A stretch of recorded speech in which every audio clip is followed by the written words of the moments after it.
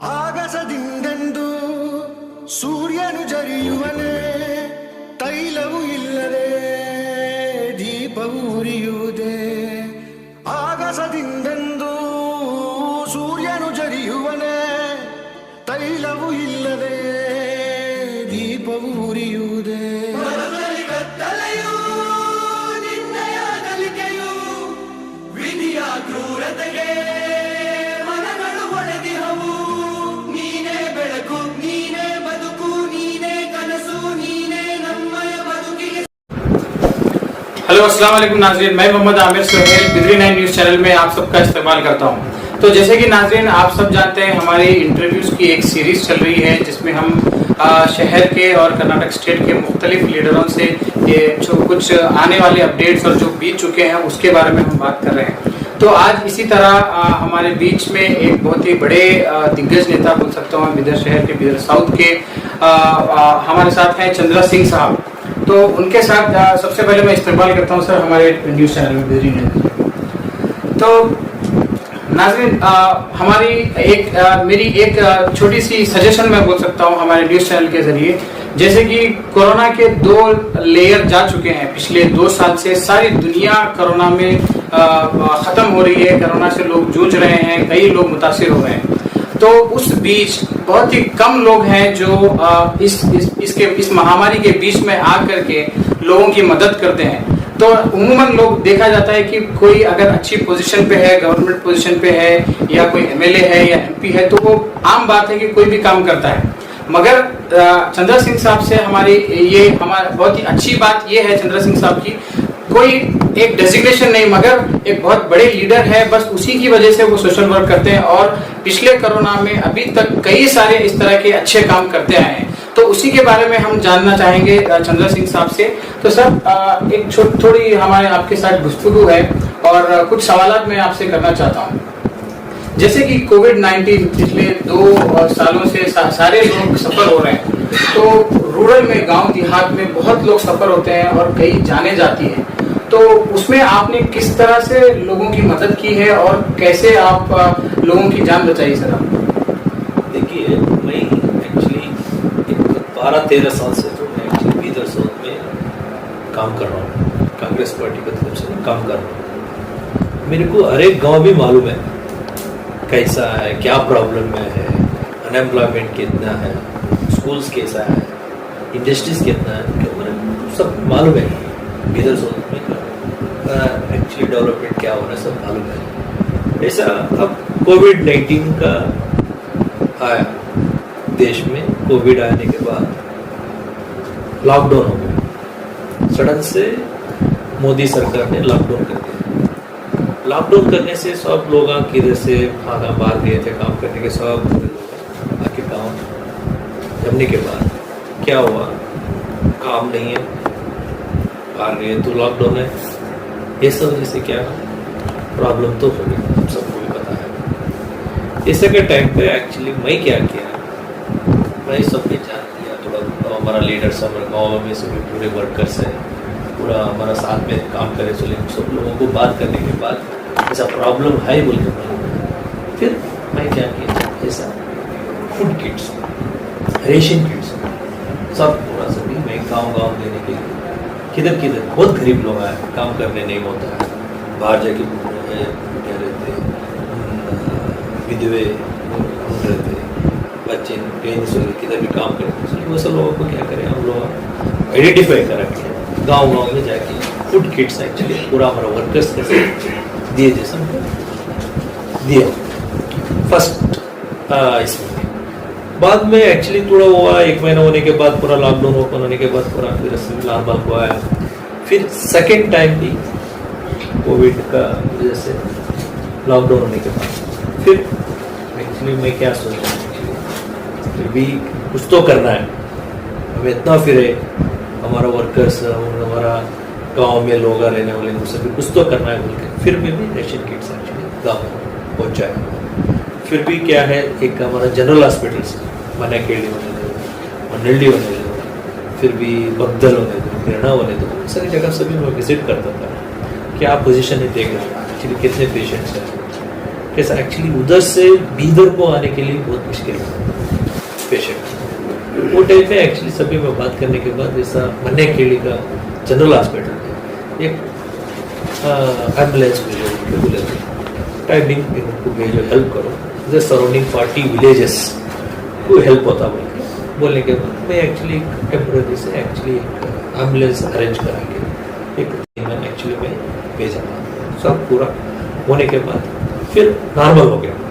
और दूसरे वो छोड़ के अब मंडली में होने दो, बीदर में सॉरी बगदल में होने दो, ऐसा की तरफ से सभी फोन आते थे क्या एक्चुअली क्या है, ऑक्सीजन कम होने से बेड्स नहीं मिल रहे, सब पूरा मेरे को माल में जैसे बीदर में डॉक्टर्स को बात करके सभी बेड्स का सभी अरेंज किया, जैसा हैदराबाद में सभी करने के बाद उतना तो हेल्प करा पूरा सभी, मेरा हाथ में कितना होता था उतना सभी हेल्प करा, तो हेल्प करके अब तो पोजीशन नॉर्मल तो आया है। अब एक्चुअली ये कोविड तो ऐसा आना ही नहीं है एक्चुअली, वैसा का इसमें एक्चुअली थोड़ा अब तो नॉर्मल 0 में है, अच्छा है। तो सर कहीं ना कहीं जस्ट मैं आपसे पर्सनल जानना चाहता हूँ कि ये कोविड की जो महामारी है ये एक से दूसरे को फैलती है, तो कहीं ना कहीं आपको थोड़ा सा एक घबराहट सी नहीं हुई कि लोगों के बीच में मैं जाऊंगा तो मुझे भी इफेक्ट होगा? तो सबको रहता है जी, सबको रहता है, फिर भी हम मास्क डाल के थोड़ा डिस्टेंस मेंटेन करके एक्चुअली कितना काम आता करा।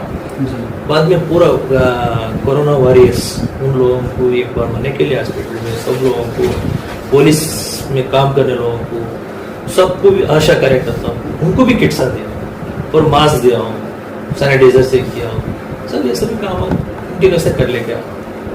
तो सर जैसे कि सारे हिंदुस्तान में एक ऑक्सीजन की कमी हुई थी, तो क्या उस एरियाज में गांव देहात में भी ऑक्सीजन की कमी हुई थी?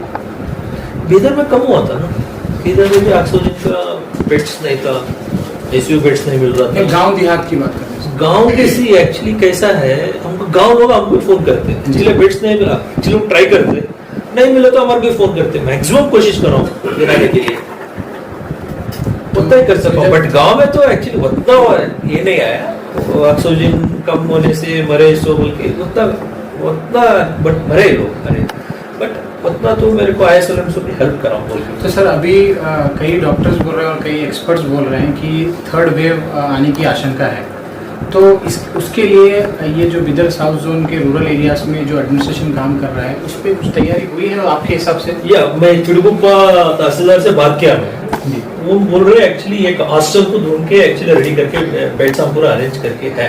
एक्चुअली मैं पहले बोला था उनको, तहसीलदार और डीएचओ को फोन करके मैं बात करके उनको बोला, मैं एक्चुअली अगर तुम अनाज से नहीं हो तो मैं एक्चुअली कोविड सेंटर ओपन करता हूँ, मेरे को वो हॉस्टल मेरे को दीजिए, पूरा मैं अरेंज कराता हूँ बोल के बोले थे। उन्होंने एक्चुअली वो उन्हें खुद कर दो बोल के, ठीक है बोल के मैं छोड़ा। तो नाज़रीन जैसे कि अभी चंद्रा सिंह साहब बता रहे थे, मैं बोलना चाहूँगा अच्छे वक्त में तो कई लोग कई लीडर्स आते हैं, मगर जो बुरे वक्त में काम आते हैं वो हमेशा याद रहते हैं। तो चंद्रा सिंह साहब का ये काम जो उन्होंने किया है बहुत ही बड़ा काम किया है, जैसे कि गांव देहातों में कई लोगों को अवेयरनेस नहीं होती कि कैसे सोशल डिस्टेंसिंग किया जाए और उससे कैसे बचा जाए। तो सर इसी का नतीजा है कि आप एक बड़े लीडर माने जाते हैं, तो एक सियासी बैकग्राउंड से भी आते हैं। तो जैसे कि मैंने बोला कि सियासी बैकग्राउंड, सर सियासत का एक क्वेश्चन मैं आपसे करना चाहता हूं सर। अभी जेडपीटीसीसी के जो इलेक्शंस होने वाले आने वाले कुछ महीनों में, तो उस पे कांग्रेस पार्टी की जानिब से और आप साउथ जोन के बहुत ही बड़ा चेहरा माना जाता है, तो आपकी क्या तैयारी सर? देखिए लास्ट टाइम एक्चुअली मेरे लीडरशिप में इलेक्शन फाइट किए थे, जेडपी टीपी पूरा, तो 2015 में इलेक्शन फाइट किए थे जेडपी टीपी इलेक्शन। वो टाइम पे एक्चुअली मेरा लीडरशिप में हुआ था, वो टाइम में मेरे को मालूम था गांव में कौन लीडर्स है, कौन को ये तो टिकट दे तो जीत सकते बोलने का, वो एक आइडिया से मैं एक्चुअली इलेक्शन फाइट कराया था। वो टाइम में अच्छा रिजल्ट आया, वो टाइम में 6 में 4 जेडपी जीते थे और तालुक पंचायत भी हमारा अंडर में था। तालुक पंचायत पहले बार एक 5 साल डिस्टर्ब नहीं सो तालुक पंचायत अध्यक्ष है, सो पहले बार मेरा टर्न, मेरा और रहीम खान साहब। तो मेरा एक और सवाल, जैसे कि अभी इलेक्शंस आने वाले हैं और आपने बोला कि पिछली बार आपके हित में था इलेक्शंस, तो अगर इस बार भी आपके हित में बहुत ही अच्छी मेजॉरिटी से आते हैं तो आपका क्या प्रोटोकॉल रहेगा सर? देखिए, अगर मेरे को इंचार्ज देते, डेफिनेटली मेरे को मालूम है किसको टिकट देना किसको नहीं देना, मेरे को अच्छा मालूम है। वो सर कम्युनिटी को दे तो जीत सकता है, सर पूरा तैयारी में है। पार्टी मेरे को कैसा यूज कर लेता है उसके ऊपर डिपेंड है। नहीं, अगर आते हैं आप और आपको वो कमान दी जाती है तो आप क्या क्या प्रोटोकॉल करेंगे और क्या क्या एक्चुअली मेरे को मालूम है टिकट देने से अगर वो कैसा जीत सकते हैं बोले तो वो एक्चुअली वो ऑर्गेनाइजेशन को डिपेंड है। मैं गांव मेरे को आइडिया है कैसा वोट लेना है कांग्रेस पार्टी को, बोल के एक आइडिया है, तो उसके ऊपर मैं कर सकता हूँ। तो नाज़रीन, ये थे हमारे साथ चंद्र सिंह साहब, जो बिदर साउथ के बहुत बड़े और दिग्गज नेता कांग्रेस के माने जाते हैं। जैसे कि हमने स्टार्ट किया था, ये एक बड़े सोशल वर्कर भी है और सियासी जमात से ताल्लुक रखते हैं और बहुत ही बड़े सियासत लीडर भी है। तो ये जो काम करते हैं नाज़रीन, जो स्पेशली कोरोना के जो काल में जो काम किया है, इन्होंने बहुत ही बड़ा काम किया है। मैं उम्मीद करता हूँ कि इन जैसे लीडर्स हमारी कम्युनिटी में और ज्यादा आए और बढ़ चढ़कर, जो आजकल अनएम्प्लॉयमेंट ज्यादा हो गई है और गरीबी बहुत ज्यादा हो गई है, भूख से कई लोग मर रहे हैं और कोविड की वजह से लोग मर रहे हैं, तो इस तरह के जो बड़े नेता होते हैं अगर आगे आके काम करते हैं तो मैं ये समझता हूँ कि हमारा देश कहीं ना कहीं आगे बढ़ेगा। तो मेरी यही आप लोगों से इल्तिजा है, और जो लोग बड़े लोग जो सुन रहे हैं इस तरह के काम करने के लिए आगे आए। तो इसी के साथ नाज़रीन, मैं हमारा आज का ये खुसूसी इंटरव्यू खत्म करता हूँ। अस्सलाम वालेकुम रहमतुल्लाहि व बरकातुहू। Thank you.